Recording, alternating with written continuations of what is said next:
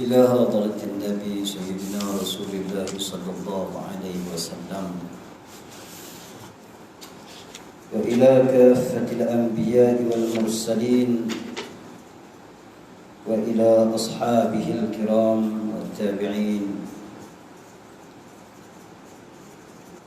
وتابع التابعين وإلى الأربعة الأئمة المجتهدين والمسلمين والمسلمات والمؤمنين والمؤمنات وللوالدين ومعلمينا وذوي الحقوق علينا وخصوصا صاحب هذا الكتاب مؤلف هذا الكتاب أشهد لله لنا ولهم الفاتحة.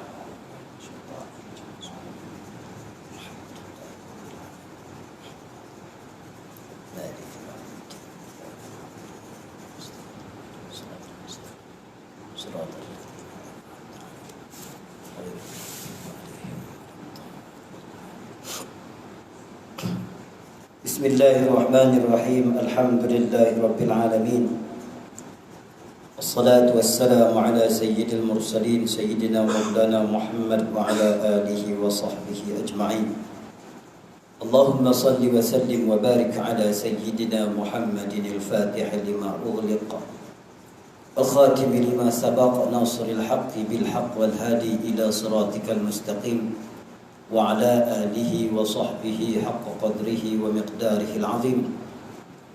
اللهم فقهنا فقها في الدين وافتح علينا فتوح العارفين واجعل أعمالنا خالصا لوجهك الكريم. اللهم ارزقنا فهم النبيين وحفظ المرسلين وإلهام الملائكة المقربين برحمتك يا أرحم الراحمين. اللهم أخرجنا من ظلمات الوهم وأكرمنا بنور العلم وافتح علينا أبواب فضلك وانشر علينا خزائن رحمتك برحمتك يا أرحم الراحمين. صلى الله على سيدنا محمد وعلى آله وصحبه وسلم والحمد لله رب العالمين. قال رب اشرح لي صدري ويسر لي أمري واحلل عقدة من لساني يفقه قولي. سبحانك لا علم لنا إلا ما علمتنا إنك أنت العليم الحكيم. ولا حول ولا قوة إلا بالله العلي العظيم.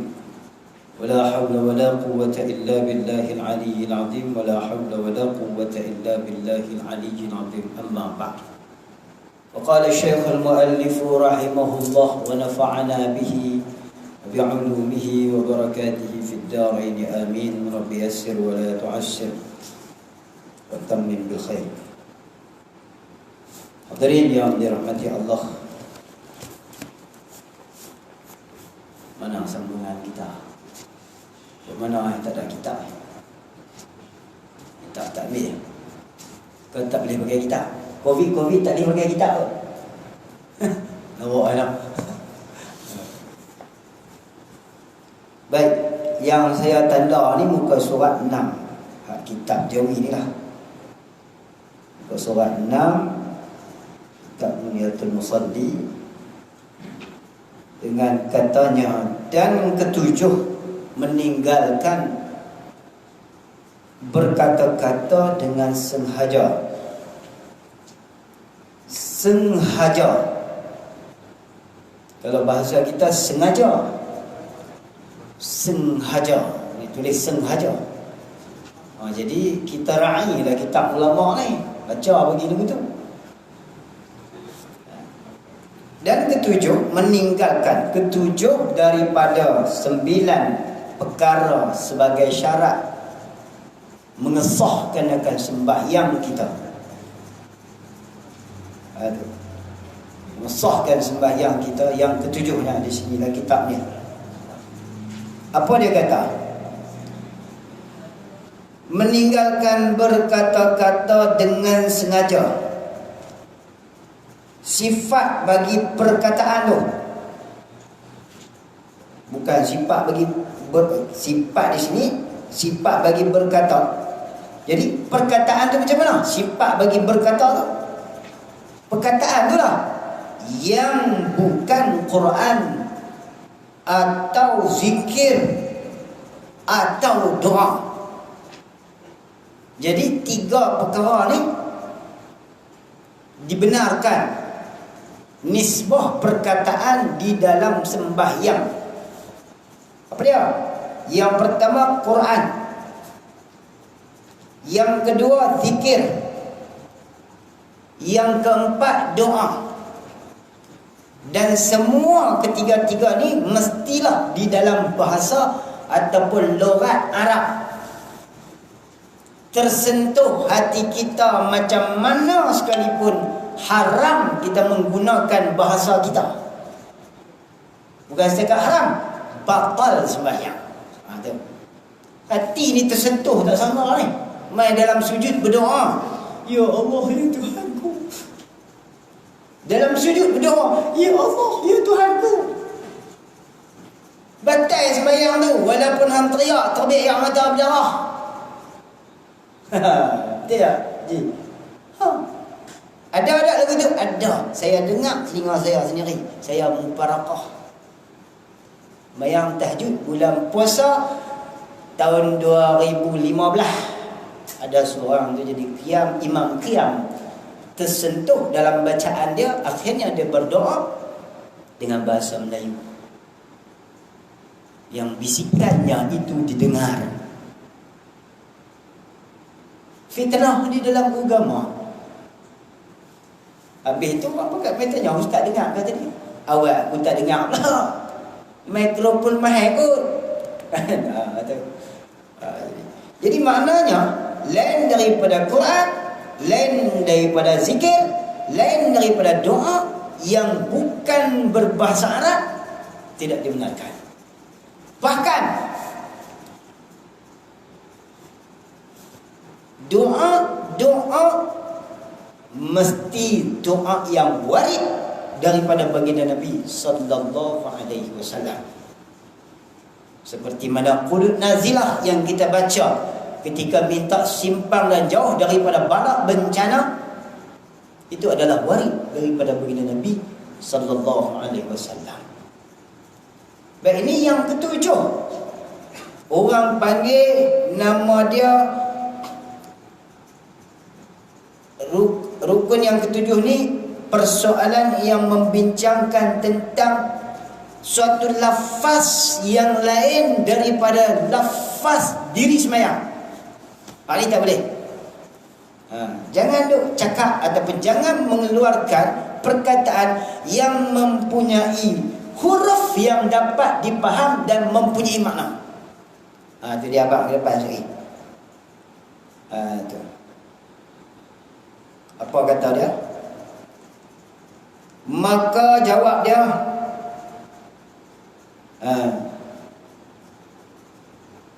maka jawab, orang bagi apa ni? Maka batal sembahyang. Bukan dia jawab ni, bukan jawab. Maka batal sembahyangnya dengan berkata-kata. Jadi batal sembahyang, apa makna batal? Batal tu dia kena berhenti takbir lain. Habis kalau dia gagah sambung juga, kalau gagah sambung juga haram. Pasal apa? Pasal ibadat dia tu tak sah dah, batal dah. Batal tu gagah lagi. Setiap perbuatan yang ada rupa sembahyang mesti berserta dengan niat. Dikenal dengan niat, dan niat dia tu terpakai daripada awal. Tiba-tiba perkataan dia tadi memutuskan akan kelakuan sembahyang, berarti sembahyang dia terkeluar lah, batal. Dia bukan nanti gaduh niat, dia tak gaduh niat lah, aku nak keluar sembahyang, tak gaduh. Perkataan dia yang menyebabkan dia terkeluar daripada sembahyang. Apa maksud dia? Batal. Apa makna batal? Di tengah-tengah sembahyang. Kalau tak masuk sembahyang, orang tak panggil batal lagi. Batal ni mana? Urusan yang berlaku di tengah-tengah sembahyang. Itu batal. Maksud dia. No? Jadi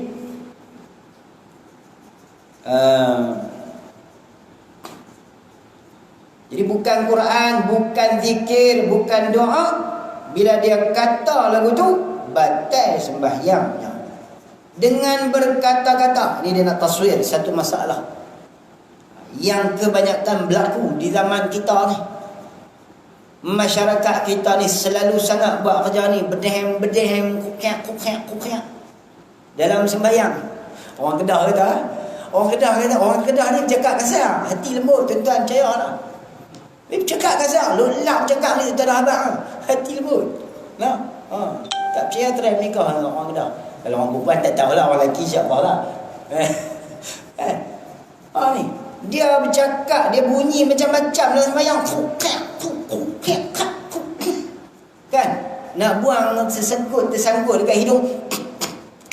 Macam-macam bunyi. Betul tak? Tak boleh tu. Batal sembahyang tu. Sebab apa? Tengok sini.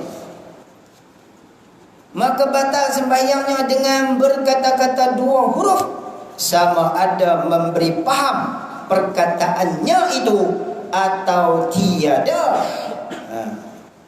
Tengoklah dia kata apa. Kalau berkata-kata tu dua huruf, dua benda yang perlu kita faham. Dua huruf tadi ni sama ada memberi faham. Apa maksud dia? Ada maksud. Contoh macam Tok Imam dia baca depan, ghairil maghdubi alaihim waladdallin. Dia di sini dia bunyi tu tawau. Tu sebagai satu isyarat. Dia terbit daripada mulut dia tu. Ghairil maghdubi, tak dengar, orang lain tak dengar sebab Tok Imam dia baca. Orang lain tak dengar, tapi dia saja bunyi tu. Nah, ataupun dia kata na ni lorak Kedah. Na lorak Kedah. Dia kata begitu. Dua huruf yang memberi maksud satu. Dan yang keduanya, jadi batal juga sembahyang kalau sekiranya dua huruf tu tidak memberi apa-apa maksud. Tapi kalau satu huruf dia kena ada maksud, baru batal sembahyang. Yang jadi masalah dia, pasal kita hari ni terbit daripada mulut kita dua huruf. Masalah dia dua huruf tu bukan nanti ada maksud, tak ada maksud pun batal sembahyang. Sebab itulah jagalah nak kita sembahyang ni. Tu dia bunyi. Nak buang kesedung. Tu kesedung lah tu. Dia sangkut kahak gelema kesedung lah tu. Kukriak takut tadi. Punggah pi sembahyang. Tak. Nah.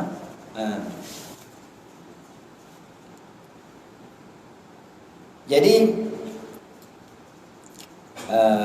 sama ada memberi faham perkataannya atau tiada, yakni tiada memberi faham, atau dengan satu huruf yang memberi faham. Atau dengan satu huruf yang memberi faham. Seperti apa? Huruf qi. Qi itu bahasa Arab daripada wiqayah. Atau ain daripada wi'ayah. Qi jangan kata, ain jangan kata dalam sembahyang, nanti batal sembahyang, langgar syarat sah sembahyang, langgar syarat sah habis, tak ada sembahyang. Kerana makna qi itu daripada wiqayah. Apa dia makna wiqayah? Pelihara. Waqayaqi, waqayaqiyu, waqayaqiyu, yaqi, waqa, wiqayatan. Kerana makna qi itu daripada wiqayah dan i itu daripada wi'ayah. Ain ni antara satu makhraj yang sangat susah nak sebut dan nak tepat. Ain, huruf ain ni payah. Siratal ladzina an'am duduk dalam ni. An'am. Kalau tutup hidung pun an'am. Dia tak bunyi, dia tak hilang huruf ain tu. Kalau kata dia hidup, kalau makhraj ain tu dia duduk kat atas ni, tutup hidung dia tak punya ain. maka tak galak nak jadi imam lagu tu. Dia tak digalakkan untuk jadi imam. Ada satu orang tu jadi imam. Siratal ladzina an'amta. Ain fathah takkan bunyi Ain fathah mim sukun. An'amta alaihim. Tak layak mu jadi imam.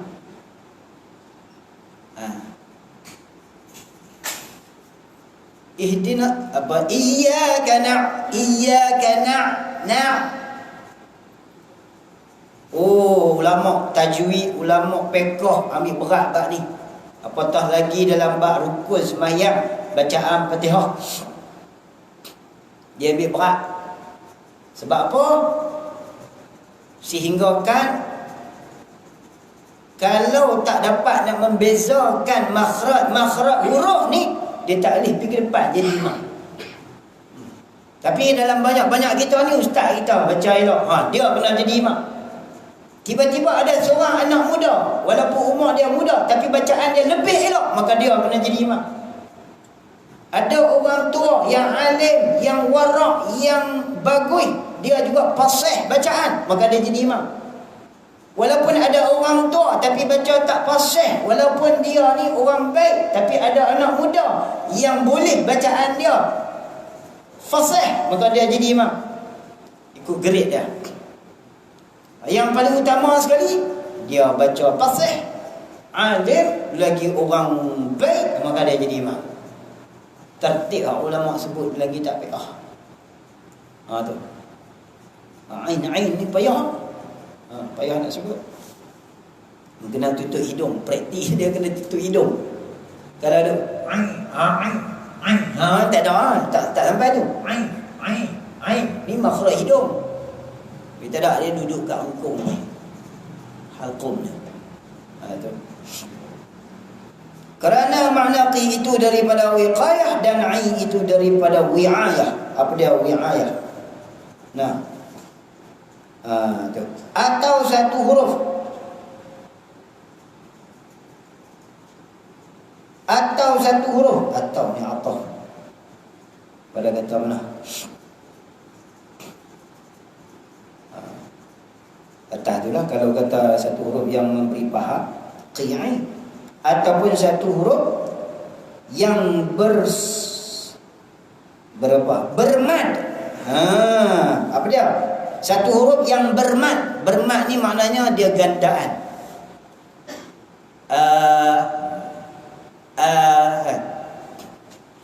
Kadang-kadang terkeluar noh. Dia bunyi tu dua alif, dua huruf.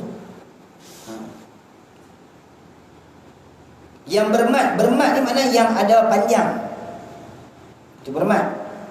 Kerana mad itu ada kalanya mad tu alif,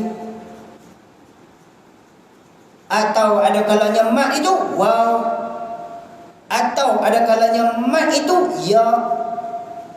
Maka jadi dua huruf, maka batal sembahyangnya dengan yang demikian itu. Demikian apa? Demikian berkata yang huruf yang bermad tu. Jadi pendek katanya, secara ringkasnya, bila kita mengaji cerita bab rukun yang syarat yang ketujuh ni, perkataan yang terbit daripada mulut kita, bacaan kita, ataupun apa sahaja bunyi dan suara, jangan ada yang mengeluarkan huruf. Kecuali bersin, batuk, tak apa, berapa huruf lah tu kan?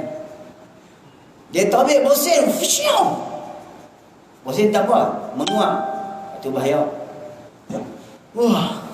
Ini terbit selalu. Dia terlupa kata dia duduk sembahyang, dia ingat dia duduk rumah dia. Tobek, batal dia. Bersin dibenarkan, dimaafkan. Tapi ulama kata walaupun dibenarkan, hang kena tahan supaya jangan terbit bunyi suara. Tu. Hak cerita kesihatan tu sat lagi selepas daripada tak bagi salam tu. Hang bersin dah sampai terbit hidung pun. Cuma ulama kata lagu tu dalam kitab fiqh. Memang bersin tu tak payah nak buat kena kita digagahi, tapi tekan jangan bagi bunyi. Ni kita gamak-gamak ulama fiqh bagi ni hantam tak sangka penuh masjid dengar. Batuk bersin ya tak apalah suara. Tapi menguap je lah. Menguap bukan jenis bersuara. Yang keluarkan suara tu sebab kita nak bagi puas. Tu baru terbit suara. Betul tak? Nak bagi puas. Puas. Nah tu. Dia menguap, dia memang dia digagahi, tapi boleh ditahan. Bersin ni memang tak payah. Tak putih Fatihah. Bersin panjang sangat. Nak kena ulang balik dah ayat tu dah. Tak putih Fatihah. Batuk. Batuk. Putih dah Fatihah. Tak putih. Baca apa tu? Tengok. No? Cerita cara-cara kita lah orang ngaji tak Jawi ni. No, baca kitab Arab tu serupa lah isi dia. Cuma cakap kita ni supaya kita ni boleh faham. Boleh faham lah. Boleh faham lah. Walaupun cakap tu biasa tak sedap ke apa kan, jadi faham. Betul? Bila kita cakap orang faham, dia akan timbul dua. Pertama suka, yang kedua marah. Betul? Tapi janji dia faham. Tu. Bila orang marah, itu makna dia orang faham. Bila orang suka, itu makna dia orang faham. Matlamat dia nak berikan faham. Itu ya.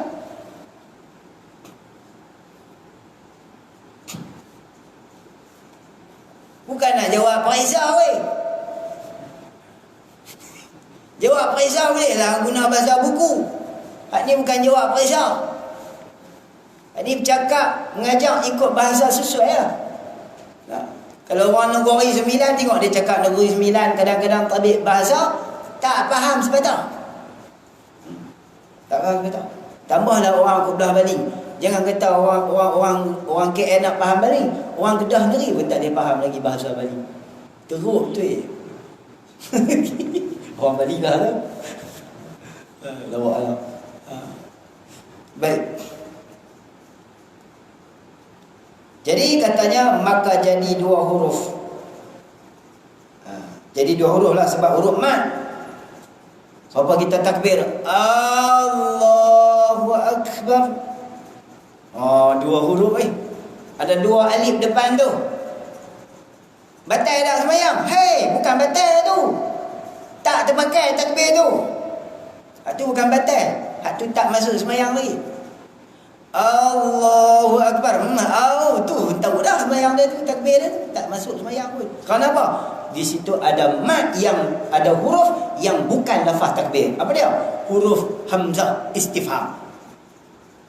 Adakah Allah itu Maha Besar?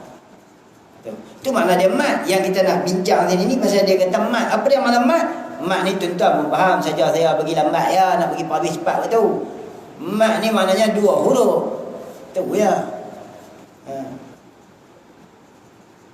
Kerana mat itu ada kalanya alif atau waw atau ya, maka jadi 2 huruf, maka batal sembahyangnya.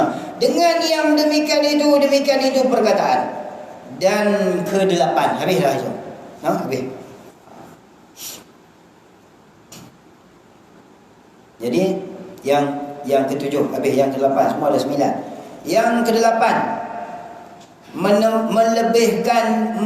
meninggalkan rukun fi'li. Melebihkan ni makna jangan duk buat bagi lebih rukun fi'li. Hak tadi rukun qauli. Rukun qauli. Rukun qauli kan? Tak, bukan masalah rukun qauli, masalah perkataan. Rukun qauli cerita lain. Tasbih, takbir, tasbih, takbir, tahmid, salawat ke atas salawat Ibrahimiyah, itu kan rukun. Itu sunat. Semua sunat dalam sembahyang. Nisbah perkataan. Bukan rukun. Habis di sini apa dia? Yang ke-8. Meninggalkan melebihkan rukun fi'li. Maknanya jangan duk buat lebih rukun fi'li lah. Jangan duk cakap, jangan duk mengerjakan perbuatan yang lebih daripada asal sembahyang. Itu tak boleh. Dengan sengaja, saja-saja dia buat. Ni kena faham ni, dengan sengaja. Dengan sengaja. Jadi maksud dengan sengaja, di kadang-kadang kita tersujud di atas batu. Terangkat kepala tu. Tak balik. Dalam hati mai. Betul mayang kedak, betul mayang kedak, betul mayang kedak. Allah, tambah sujud dah. Tambah sujud dah. Aku mengaji dah minggu lepas tu. Kata dua kali sujud batal sembahyang. Relax dah. Pasal apa? Dengan sengaja oi. Hak ni bukan dengan sengaja. Terjun atas batu tak sedar. Pergi sembahyang lah kena bawa sejadah sendiri. Hampak atas batu tak sedar. Terjun paladai boleh batu. Terangkat. Tapi kalau dia letak tiba-tiba dia angkat. Maka angkat itu dinamakan, letak yang kedua itu dinamakan 2 kali sujud. Tapi kalau dia tak letak tu subhanallah, dia ketang kepala, ketang betul-betul dia tahan ni. Pasal apa? Sakit. Dia tarik mai pelan-pelan. Dia tarik pelan-pelan. Jatuh. Tak lepas daripada dari dia. Maknanya tak dikira terangkat, maka itu tak membatalkan sembahyang. Tapi kalau tu dia tak tahan dah, tiba-tiba dia angkat, dia letak pelan dia, batal sembahyang dia. Itu menambahkan rukun.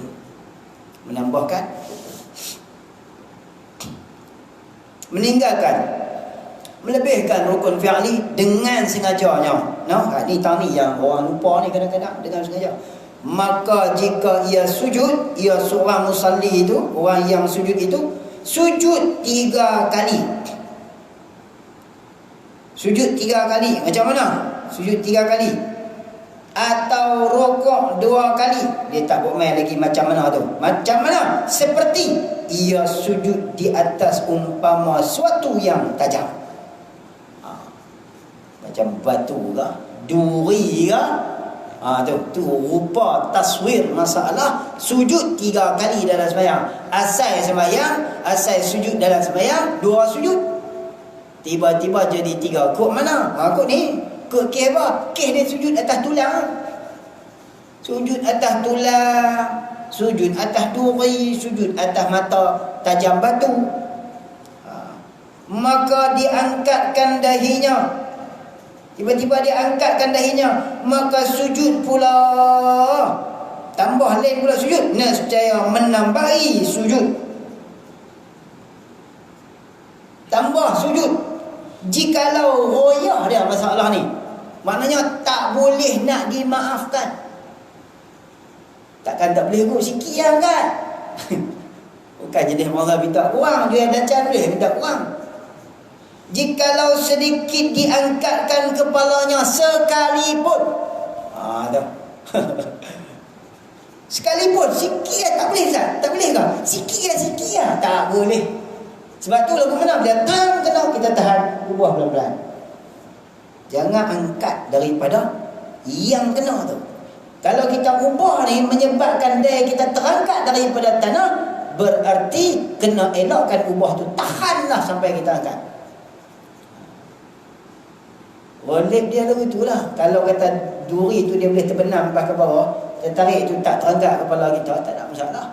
Tapi takut batu tu bila kita nak pelari, daripada tajamnya batu tu, bila kita nak pelari tuan-tuan, dia akan renggang kepala daripada tanah. Itu jadi batal. Kalau tak renggang tak apa. Dia punya kunci dia, jangan bagi renggang. Ada rupa angkat daripada dahi dengan kepala. Ada? Maka diangkatkan dahinya, maka sujud pula. Nescaya menambahi sujud jikalau sedikit diangkatkan kepalanya sekalipun. Ini cerita hadis Belambok lah, no? Cerita sahabat-sahabat, kisah sahabat, hadis-hadis dia. Sekalipun yang wayah dia, maka dinamakan menambahi. Yang ini perbuatan itu dikatakan sebagai tambah rukun fi'li. Tambah rukun fi'li. Habis.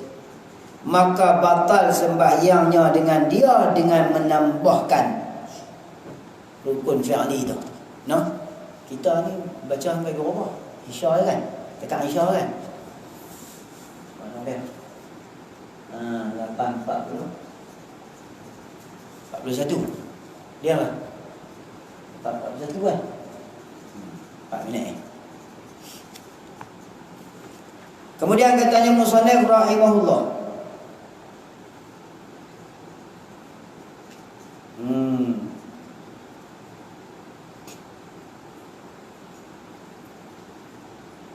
Dan demikian lagi wajib meninggalkan perbuatan yang bukan daripada jenis sembahyang. Ini wajib.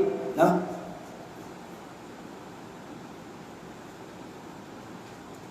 Bukan daripada perbuatan jenis sembahyang. Ambil daripada kita mula takbir tu sampai bagi salam. Pergerakan kita itu dinamakan sembahyang. Semuanya rukun. Cuma ada beza di situ rukun panjang dengan rukun pendek lah. Hak rukun pendek tu pun ulama ada bahas lagi. Rukun pendek tu pun ulama ada bahas lagi dalam kitab-kitab Arab.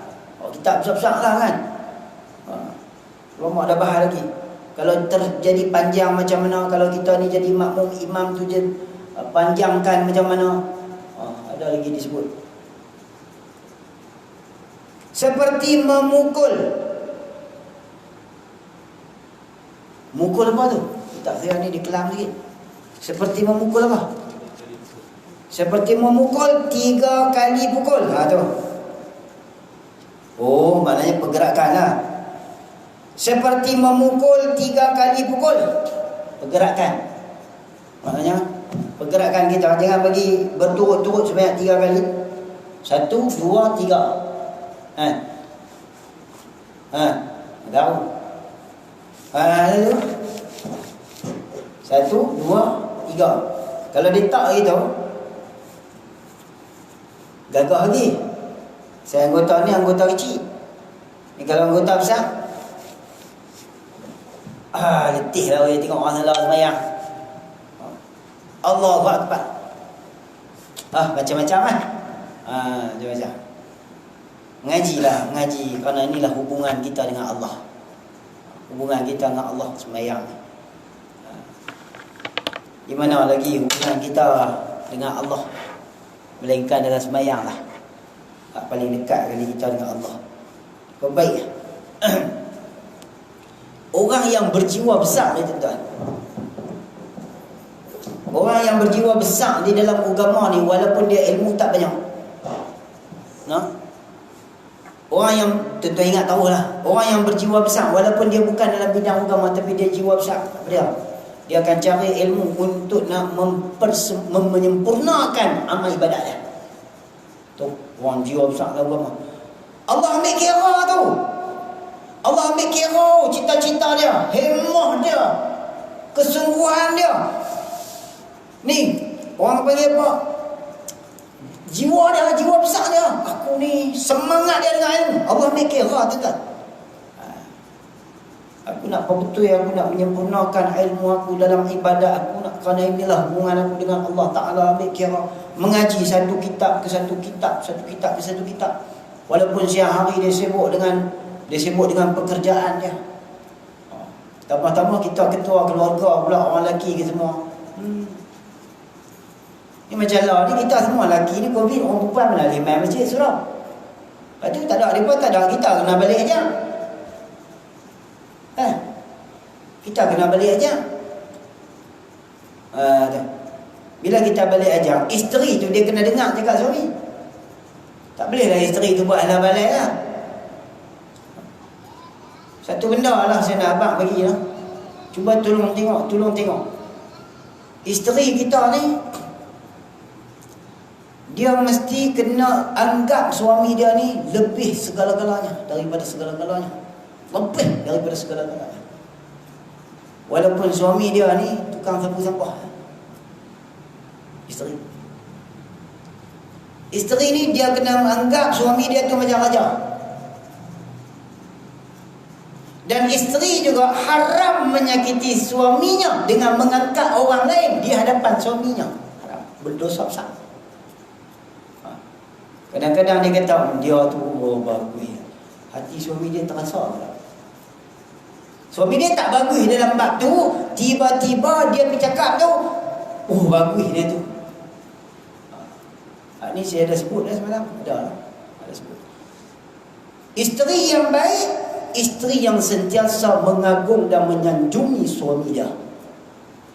Janganlah jadi isteri yang tidak ada perasaan respect langsung dekat suami. Dia tak agungkan suami dia, dia tak respect suami dia. Ni isteri ni barangkali masa dia akad nikah dulu ni bukan kerana Allah, bukan kerana redha Allah. Kalau dia kerana redha Allah, sepatah pun dia tidak akan, apa panggil apa, dia tidak akan menyebabkan mengecilkan hati suami dia. Bukalah kitab, payah nak cari 1,001. Isteri ni dia mesti, suami akulah segala-galanya, suami akulah yang besar, suami akulah raja aku, bukan orang lain. Ni suami balik ajar hukum kat bini. Suami tu pergi mengaji kitab kat ustaz-ustaz. Dia faham dalam masalah tu. Dia pergi mengaji pondok, dia faham masalah tu, balik ajar hukum kat bini. Bini dia haram tak mau pakai. Boleh pergi share ustaz lain lagi. Kan? Duk cerita ustaz mu lagi, ustaz ni. Dengar suami dulu. Betul ke Adibah? Betul ke? Alhamdulillah. Ngaji ilmu bah, tolong ajak kami. Lagu tu dah bagus. Ni dah ada pergi compare ustaz. Tak rasa lah suami tu. No, banyak cerita lah Pak ni. Wallahu alam. Kemudian katanya Musannaf rahimahullah,